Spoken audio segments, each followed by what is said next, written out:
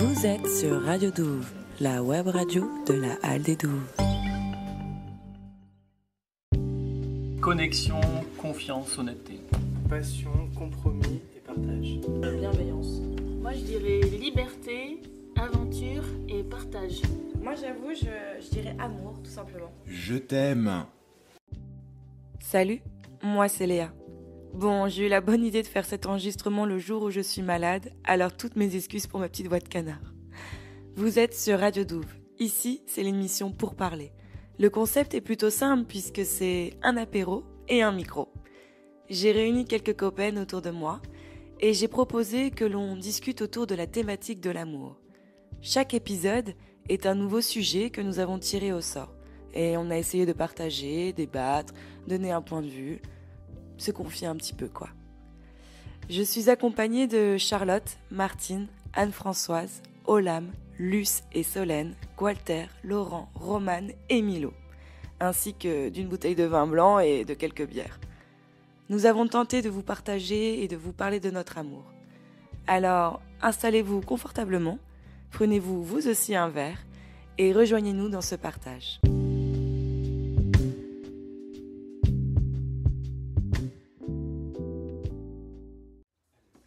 Les débats. Yes.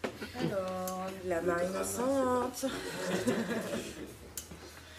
Notre première vraie question est l'amitié comme mode de vie. Ah, c'était le texte qu'elle avait envoyé là, justement, mais bon, je vais pas en parler seul, je suis sûr que ce soit l'élu et je comprendrai parfaitement. Qu'on ait lu le texte. Comment, pardon ? Qu'on ait lu le texte, c'est ça. Que vous ayez lu le texte, oui, j'en doute, et je comprends. Enfin, je veux dire, c'est normal. Est-ce que vous avez fait vos devoirs ? Mais est-ce que tu veux nous réintroduire le sujet parce que tu l'avais bien expliqué, je trouve. Oui, en fait, c'est une interview donnée par Michel Foucault au début des années 80, enfin le philosophe donc Michel Foucault, qui était homosexuel. Au début des années 80, à la revue Guépier, qui est une des premières revues homo en France, voilà. Et dans laquelle il réfléchit, il donne sa position, si j'ose dire, sur la question gay, et notamment sur le type de relation qu'on peut nouer en tant que personne homosexuelle. Et dedans, il développe tout un tas de choses, mais une des choses que j'en retiens justement, c'est qu'il s'agirait à la fois de ne pas tomber dans l'un ou l'autre de ces écueils que sont d'une part les rencontres ponctuelles uniquement sexuelles, qui sont une pratique courante chez les personnes homosexuelles, ou le couple tradit, hétérosexuel, et donc quelle peut être l'inventivité, si j'ose dire, des personnes homosexuelles en termes de relationnalité, je ne sais pas comment dire ça, et voilà, mais que donc l'enjeu, si j'ose dire, aujourd'hui pour les personnes homosexuelles serait pas de s'identifier comme gay ou lesbienne ou autre, ce genre de choses, mais de s'interroger sur quel genre de relations pouvons-nous nouer et quelque part se montrer innovant, si j'ose dire, en termes de relations. Questionnement qui me semble toujours d'actualité aujourd'hui, puisque l'interview date de 81, un truc comme ça, et il me semble qu'aujourd'hui on est encore, même chez les personnes LGBTQI+, beaucoup, ou bien dans le truc le sexe sans lendemain, ou bien dans le couple tradi, même si il existe évidemment des personnes qui expérimentent des formes alternatives de relations, mais c'est pas non plus un phénomène massif, c'est pas quelque chose qui est forcément porté massivement sur le plan politique, et je crois que c'est quelque chose aujourd'hui qui est occulté justement, tiens, là je le réalise en parlant, que Foucault a raison à un certain sens. Je trouve qu'aujourd'hui la question identitaire, c'est comment je m'identifie, prend le pas sur la question de comment je relationne, si j'ose dire, et qu'il me semble que c'est une question en plus qui a une portée authentiquement révolutionnaire de comment je relationne. C'est un super sujet. Voilà. C'est un super sujet. Moi, je dirais même, au-delà de tout ce qui est la question de l'orientation, j'ai presque l'impression que c'est un problème générationnel, pardon. C'est que j'ai l'impression qu'en fait, peu importe notre orientation, nos choix, nos envies ou autres, on est toujours dans ce conditionnement de est-ce que je choisis le conformiste ou est-ce que je choisis le, entre guillemets, ce qui est considéré comme extravagant, et on est toujours dans cet entre-deux. Alors, bienvenue. Bienvenue, nous avons deux nouvelles personnes qui arrivent. Je disais, moi je trouve qu'il y a aussi une vraie pression de relationner. Il faut absolument, dans l'épanouissement de ce qu'est la vie et ce qu'il faut faire dans la vie, il faut absolument relationner, tomber en amour, être à deux. Ce truc de... Et il y a plein de gens qui ne sont pas forcément à l'aise ou qui ont envie de relationner, en fait, amoureusement en tout cas, ou intimement avec des gens. Et sur un autre truc, du coup, le truc que tu as amené, moi ça me parle parce que moi, mon rapport avec l'amour au sens général a beaucoup... en tout cas, je le questionne beaucoup plus depuis genre 2 ans. Depuis que je vis le polyamour, en fait. Et depuis que, du coup, en même temps, juste avant, en fait, j'ai commencé à accepter aussi l'amour des gens, mais genre aussi l'amour amical. Et du coup, ces gens-là m'ont aussi appris à me montrer aussi genre, les belles facettes de moi que j'avais du mal à accepter avant. Ce qui m'a permis, du coup, dans mes relations dites amoureuses, d'être plus moi et du coup plus à l'aise et de pouvoir du coup accepter l'amour. Et je me rends compte depuis que je vis ça et que je le sens à l'intérieur de moi, j'ai l'impression que ça a débloqué tout en fait. Et du coup, j'arrive à accepter l'amour de tout le monde en fait. Et du coup, ça me dit, mais est-ce que l'amour que je porte, parce que par exemple, j'arrive aussi à dire je t'aime à des amis, tu vois. Et du coup, je me dis, est-ce que du coup, l'amour que je porte à mes amis est genre différemment que l'amour que je porte à mes amourox? Parce qu'il y a de l'intimité qui est plus intense, mais en même temps, je partage vraiment beaucoup d'intimité aussi avec des amis. Voilà, je suis allé peut-être un peu trop loin. Mais... Non, ça a toujours été, est-ce qu'il faut toujours coder et mettre sur une échelle, ranger dans une case? Est-ce qu'il faut se dire, ah là, je vais donner trop d'amour, donc ça va être compris comme ça, ou là, oh non, j'en donne pas assez, ou il faut que je l'exprime, je dois l'exprimer. Pardon, allez-y. J'ai l'impression que vous vous mettez au milieu, toujours, que ça tourne autour de l'autre. Au contraire, pour moi, l'amour, c'est l'existence de l'autre. Moi, en amour, je ne pense pas à moi. Je ne m'analyse pas, je ne cherche pas à voir si ce que je fais est bien ou non. Je pense surtout à l'autre et c'est mes réactions spontanées par rapport à l'autre qui comptent. Pour moi, l'amour, c'est deux. Que ce soit amour, amitié. Et comment ça vient? Bon, parce que c'était lui, parce que c'était moi, dit Montaigne de la Boétie. C'est magnifique comme déclaration. Je pense que ça revient beaucoup de soi dans ces questionnements parce que, pour ma part personnellement, j'ai fait énormément de travail sur moi-même avant de pouvoir me laisser aller à l'amour d'autrui. Et parce que je savais qu'en ne m'acceptant pas ou en ne m'aimant pas, comme vous voulez le dire, j'allais avoir du mal à vivre une relation amoureuse avec quelqu'un parce que j'avais l'impression que j'allais attendre de cette personne des choses qu'il n'allait pas pouvoir m'apporter, c'est-à-dire l'amour de moi-même, et que j'allais en souffrir parce que j'allais être en manque de quelque chose qu'on ne peut pas m'apporter, que je n'allais pas pouvoir apporter à l'autre ce dont il a besoin, et inversement. Et du coup, c'est pour ça que ça revient, c'est que si on a un peu des désordres psychologiques, ce qui est mon cas, ça a été une vraie question de réussir à apprendre à se connaître et apprendre à s'aimer ou à s'apprécier, comme on dit, avant de pouvoir vraiment se lancer dans une relation intense avec quelqu'un. En tout cas, dans le domaine romantique, j'ai jamais eu de problème dans le domaine de l'amitié. Parce que dans l'amitié, j'étais peut-être moins, je sais pas. Mais je pense que c'est un peu une condition obligatoire, enfin pas obligatoire, mais quand on veut construire une relation avec une ou plusieurs personnes, si on ne s'aime pas soi, le glissement entre l'amour et la dépendance affective, je trouve qu'il se fait très vite. Parce que du coup, on va, comme ce que tu disais très justement, tu vas chercher chez l'autre à ce qu'il essaie de te renvoyer l'amour pour toi-même, alors qu'en fait l'autre n'arrivera jamais à combler cet amour-là. En fait. C'est ça. Parce que aimer, j'ai déjà ressenti l'amour avant de pouvoir me moi-même, mais j'ai l'impression que ça n'allait pas être sain, ni pour l'autre, ni pour moi. Et du coup, je préférais travailler sur moi d'abord pour me laisser ça. Et moi, ma question pour toi, Olam, parce que tu en as parlé, je sais que c'était dans les petits papiers, sur le polyamour.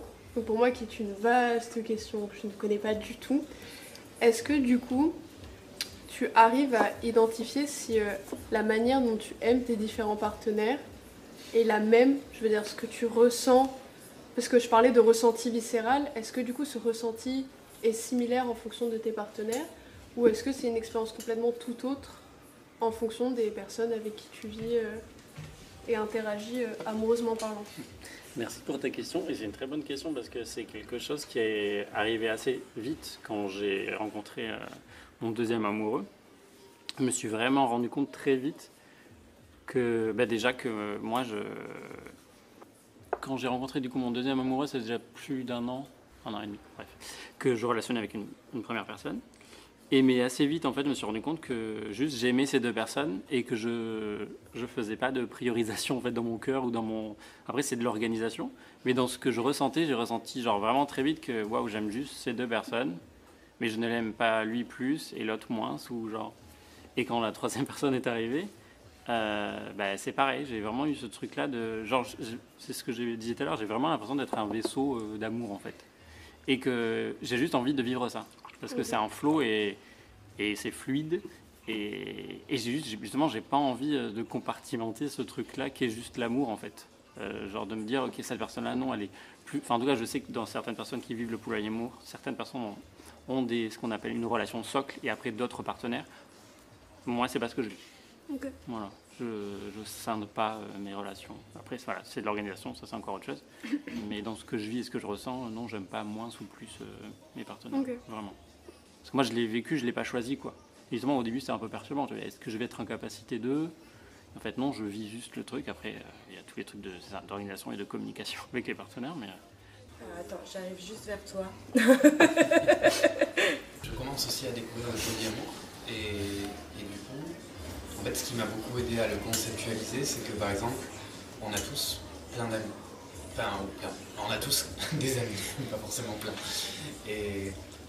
Et en fait, mon amitié pour mon meilleur ami n'annule aucunement mon amitié pour ma meilleure amie. Et c'est pas parce que je suis très ami avec l'un que je suis moins ami. Enfin, c'est pas des vases communicants où d'un coup je ressens plus fort pour l'un ou pour l'autre.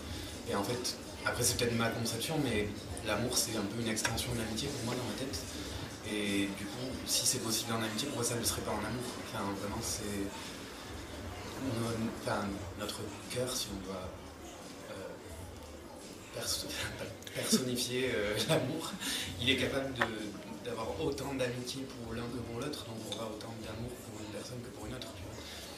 Et je sais pas, il n'y a aucun amour ou une amitié qui annule ou remplace l'autre, ou la diminue, l'augmente, enfin, genre. Je plus, ouais, c'est vrai que c'est l'exemple que je donne parce que là ça m'est pas venu, et parce que quand j'ai réalisé ça, c'est ça que j'ai eu. En fait, j'en ai parlé avec deux amis. Et c'est cette réalisation que j'ai fait.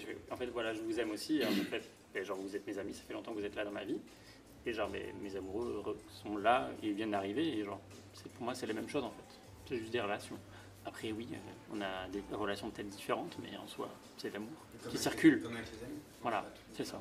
Oui, mais c'est un sentiment, comparativement à l'amitié, c'est un sentiment qui est tellement puissant. Enfin, moi, l'exemple que je disais, c'est j'ai l'impression que j'ai envie que vraiment le temps s'arrête. Et du coup, de m'imaginer que je puisse ressentir ça pour plusieurs personnes, c'est compliqué parce qu'il y a toujours ce truc de... Quand je suis avec mes amis, je passe des trop bons moments, etc. Mais il y a des moments où j'ai un peu envie de me retrouver seule. Alors que souvent, quand je suis avec la personne que j'aime, en fait, j'ai envie que ce temps il soit illimité, qu'il n'y ait pas d'arrêt. Mais moi j'ai l'impression d'avoir déjà vécu ça avec des amis, tu vois, genre, je sais pas, un week-end entre amis qui est absolument fantastique, et combien de fois tu te dis à la fin d'un week-end, genre, oh mon dieu, j'aimerais que le temps s'arrête pas, parce qu'on se fait un week-end de toute notre vie, tu vois, avec tous tes amis. Et je trouve qu'il y a souvent de suspension dans le temps aussi avec les amis. Où, je sais pas, t'es un peu transcendé par l'amitié, le moment où tu vis avec tes potes, et... Enfin, je trouve que l'amitié est tout aussi forte que l'amour, en fait. C'est juste une autre forme peut-être de l'exprimer, de le ressentir, de le vivre, mais j'ai pas l'impression que ce soit moins fort. C'est fort différemment en fait. Okay. Avec les papillons qu'il n'y a pas dans l'amitié. Et après dans le polyamour, je pense que la difficulté n'est pas dans l'existence du sentiment amoureux. Qu'on puisse aimer plusieurs personnes, c'est une évidence en fait. Je pense que la plupart des personnes ont un jour fait l'expérience d'être amoureuses d'une personne et d'une autre. Que ça là-dessus, il n'y a pas de difficulté. La difficulté, c'est comment on construit ensuite les relations sur la base de ce sentiment amoureux. Et je pense que c'est là qu'il y a une vraie difficulté et que le texte que j'avais soumis à la discussion là continue à soulever une question pertinente, c'est qu'on manque de modèles. Sur le polyamour, on n'a rien. Récemment, j'étais à la plus grosse librairie gay, enfin LGBT de Paris, qui est quand même, voilà, je sais plus comment ça s'appelle, mais enfin c'est hyper connu, je n'étais jamais allé. Et je m'intéresse à la question du polyamour actuellement. Et je leur demande qu'est-ce que vous avez sur le polyamour, et si possible, écrite ou parlant de personnes gays, sachant que aussi bien des essais que de la fiction, n'importe quoi fera l'affaire, j'aimerais juste avoir des gens qui en parlent. Et ça n'existe pas. Ça n'existe pas. Il n'y a pas de gays qui... Ça n'a pas beaucoup, mais... Non, de gays qui parlent de polyamour. Il y en a en anglais, mais pour le coup, en français. Oui, alors en anglais peut-être, mais il n'y a rien. Tout ce qu'on m'a proposé comme ouvrage sur l'amour, qui évoquait éventuellement la question du polyamour, soit de manière centrale, soit de manière accessoire, sont écrits par des femmes. Les hommes homosexuels ne parlent pas de polyamour. Par contre, pour parler de relations libres, ça, de cul, il y a du monde. Mais par contre, pour parler de polyamour, il n'y a rien. On n'a pas de modèle. On ne sait pas comment ça se construit. Si bien qu'en fait, aujourd'hui, si on regarde sur la commu, chez les gays, qu'est-ce que c'est le modèle de base? C'est le couple, bien tradit. On vit ensemble, on a un chien, on va manger chez belle-maman. Et par contre, on baise à côté. Et voilà, c'est ça la nouvelle norme, et les gens se sentent révolutionnaires en faisant ça, hein, ce qui pour moi est simplement une copie du couple classique hétéro, sauf que nous, on le fait de manière plus transparente. On fait pas ça de manière cachée, c'est de manière assumée. Mais il n'y a aucune originalité là-dedans, et c'est consternant. C'est devenu le nouveau modèle. Alors c'est très bien, hein, je trouve que ça existe, je dis pas que c'est mal que ça existe. C'est juste que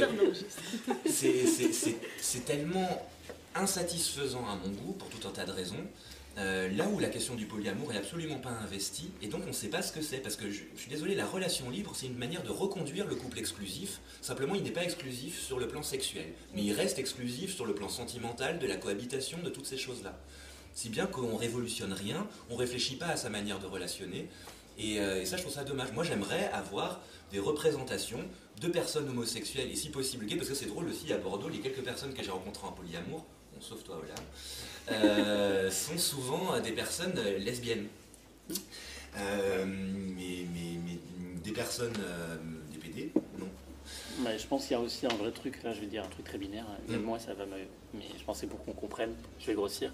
Les hommes, en tout cas si on veut, les hommes cis vont en fait en gros...